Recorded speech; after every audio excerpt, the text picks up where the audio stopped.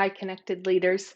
It's Monday, first full week of February. Can I just say before we get started, where did January go? Seriously, everybody I talked to, all my clients, my friends, many of whom I'm still only seeing over Zoom, we're all saying the same thing. We're saying, what happened and where did January go?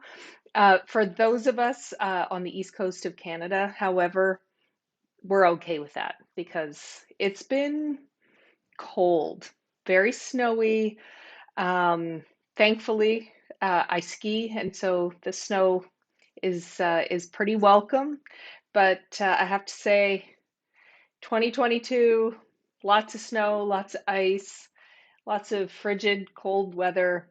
It's been a bit of a rough go. Am I right? Even for those of you who are lucky enough to not live where I do. In I love where I live, but for those of you who are lucky enough to enjoy a more um, gentle climate, let's say in January, um, it's been a bit of a start, and some might even say it's been a bit of a false start. And so here we are, February, well into February now. It's interesting because I'm starting to hear from more clients now that we're kind of into the year. And I'm hearing a lot that, folks really want to have a bit of a reset and really think about, okay, it's clear now we've been living through pandemic measures for almost 2 years now. Things are not the way they once were. And with my conversations with clients and in the working sessions that I've been facilitating over the last couple of weeks, that's really been the theme. And so it's important to think about how can we intentionally create connection within our team and across teams. I'm hearing it's actually, yes, it's within our team, um, but even more importantly and more challenging for many is that cross-team connection. And what I always say is, you can't build a team by, kind of going and playing some Lego. And so, what are you doing with your team to think about how do we intentionally come together to reset?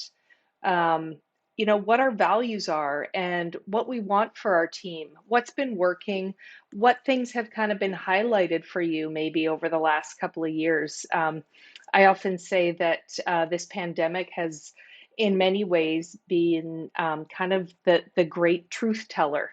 And it's shone a light on maybe some vulnerabilities within our organizations, within our teams, within ourselves that maybe we haven't really um, been forced to look at in the past. And so those cracks are kind of coming more and more obvious.